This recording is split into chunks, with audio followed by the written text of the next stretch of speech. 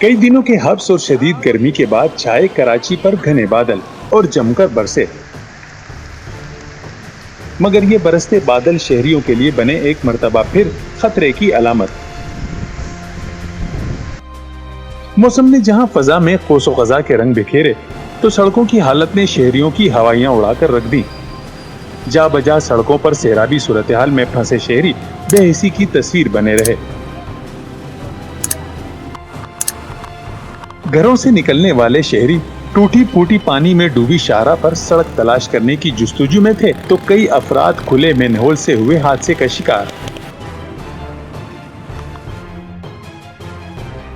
शहरी अपनी सवारी की सवारी बनकर इन्हें गहरे पानी में घसीटते नजर आए। छोटी गाड़ियों के अलावा मुसाफिर बसें भी घड़ों में फंस गईं। सूबाई हुकूमत मानसून से होने वाली तबाही के बाद मुकम्मल सख्ते में है, जिसके सबब अब्र रहमत भी कराची के बासियों को अब्र ज़हमत मालूम हुआ, और जहां खुशगवार मौसम बाइसे फरहत होता, वो शहरियों पर शाख गुजरा।